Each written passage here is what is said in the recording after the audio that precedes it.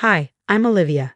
If there's one thing you need to understand, it's this, Olivia. Your sister has different needs than you.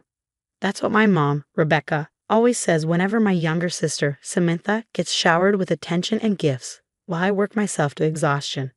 Just last week, Samantha waltzed into the house, her voice ringing through the walls. Did you see my Instagram post from the Bahamas? Daddy said I totally deserved that trip after finishing my freshman year. I didn't even look up as I stuffed my cleaning supplies into my bag, getting ready for another night shift. Hey V, you look dead on your feet. Did you even sleep last night? My best friend Nina asked during our lunch break at the campus cafe. She's already killing it at her marketing firm job, while I juggle 3 part-time gigs. Had to cover an extra cleaning shift. The office building downtown needed someone last minute. I replied with a shrug. At least my savings account is growing. That evening at dinner, my dad, David, interrupted me mid-bite. Speaking of savings, Samantha's been looking at some amazing tours in Europe for the summer. Asterisk, that's not even fair. Samantha whined dramatically. Olivia gets to work and save money while I'm stuck here being bored. I gripped my fork tighter. The only peace I ever found was at Grandma Eleanor's boutique, organizing inventory after my classes. You're working too hard, my dear, Grandma said as she watched me price new arrivals. Your parents should be supporting your education, not. It's fine, Grandma, I interrupted quickly. The joint savings account was my idea, remember? I've been adding to it since I was 14, babysitting, cleaning jobs, you name it. Later that night, while folding shirts at my dry cleaning job, my phone buzzed with another text from Samantha. OMG sis, found the perfect Gucci bag. Can you believe Mom and Dad said they'd get it for my birthday? You should totally come shopping with us. Some of us have to work, I texted back, forcing myself to keep the bitterness out of my message. Don't be such a buzzkill. It's not my fault you choose to work all these gross jobs instead of enjoying life. Besides, Mom and Dad always say you're just trying to make them look bad by working so much, she replied. Nana called just as I was finishing my shift. Girl, you won't believe who I just saw at the mall. Your sister, dropping hundreds on designer clothes while you're here working nights. Yeah, well, that's the family dynamic, I sighed. Samantha's the golden child who needs everything handed to her, and I'm just the responsible one who works herself to death. Your parents still have access to your savings account, right? Maybe you should. Nina's voice trailed off.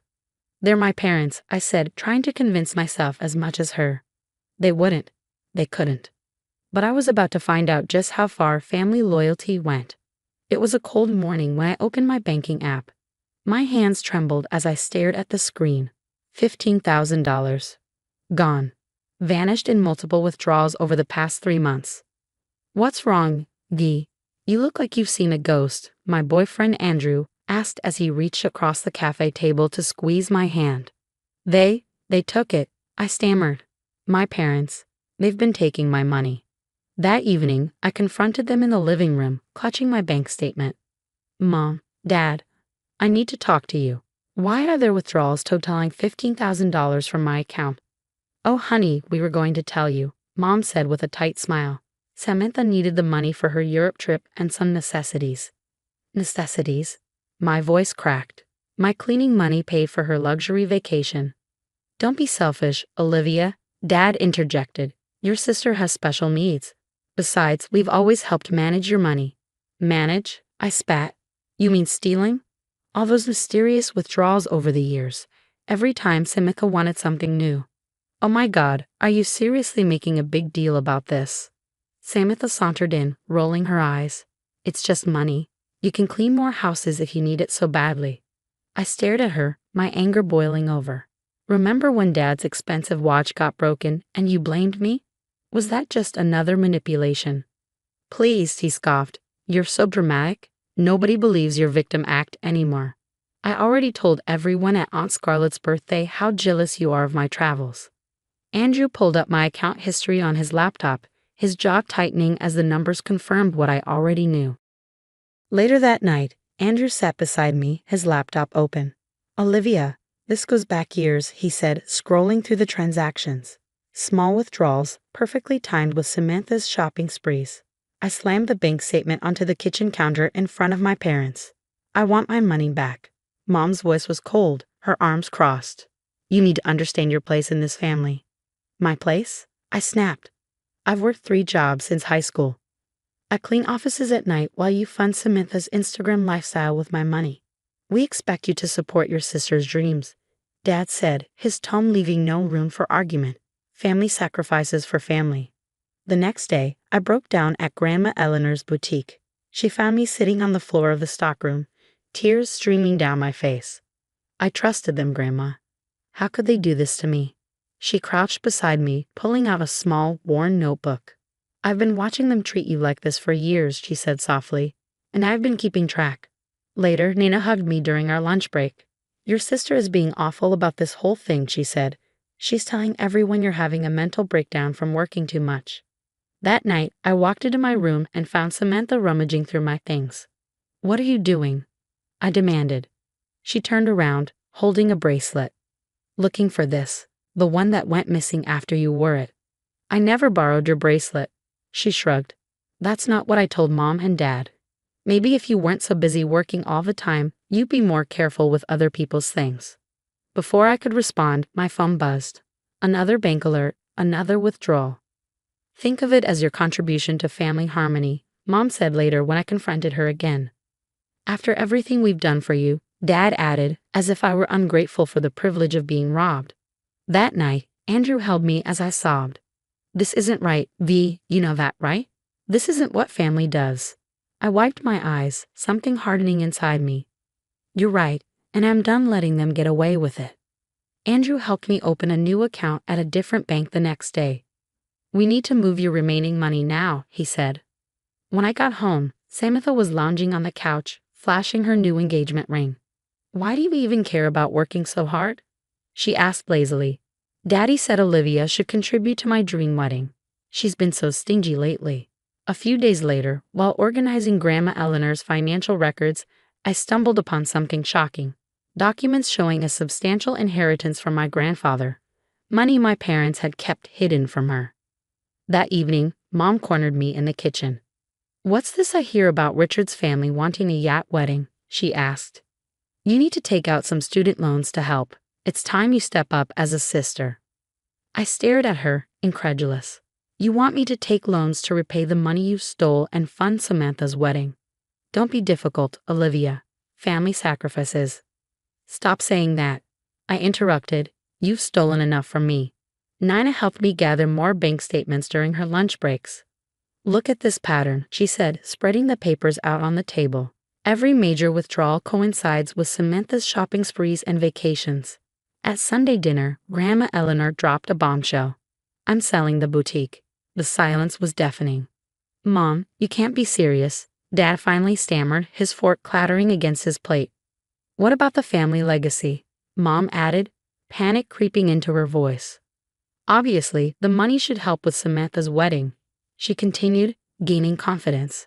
And maybe some investments for us. Grandma cut her off, her voice sharp. It's my business. I'll decide what happens to it. She glanced at me, her eyes filled with determination. For the first time in years, I felt like I wasn't alone in this fight. Later that week, Andrew called with life-changing news.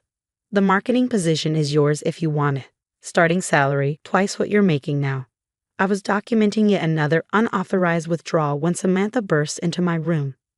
You're ruining everything, she screeched. Richard's family expects the perfect wedding, and you're being so selfish.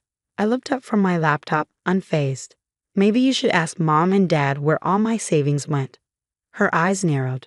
You're just jealous because I'm getting married and you're... What even are you? A cleaning lady with delusions. That night, I found Mom at the kitchen table, filling out loan applications in my name. What are you doing? I demanded. Taking initiative since you won't. The wedding venue needs a deposit. I snatched the papers from her. This is fraud. She glared at me, completely unapologetic. This is family, after everything we've done for you. You mean after everything you've stolen? I shot back. The next day, Grandma Eleanor and I met at her house, away from prying eyes. I've been tracking their financial manipulations for months, she said, showing me a thick stack of meticulously detailed records. Your grandfather would be disgusted. Later, I overheard Dad asking Samantha, does Richard know you maxed out those credit cards? Maybe we should use some of Olivia's new salary to help. I stepped into the doorway, arms crossed. My salary isn't your personal piggy bank anymore. And neither am I. Samantha's voice turned shrill. What about my wedding? She wailed when I refused to sign the loan papers. You're supposed to be my sister. I looked at her, really looked at her, and felt nothing but pity. I was always your sister, you just saw me as your bank account. At what would be our final family dinner, Grandma Eleanor dropped a bombshell. I've sold a boutique, she announced, her voice calm yet resolute. And in light of recent events, I've made changes to my will. The room went silent, save for the clatter of Mom's fork against her plate. What changes? She demanded. Grandma's gaze landed squarely on me. Everything goes to Olivia. The boutique proceeds, the inheritance you tried to hide from her. All of it. Dad's face turned purple. You can't do this. Exactly, Grandma replied coolly.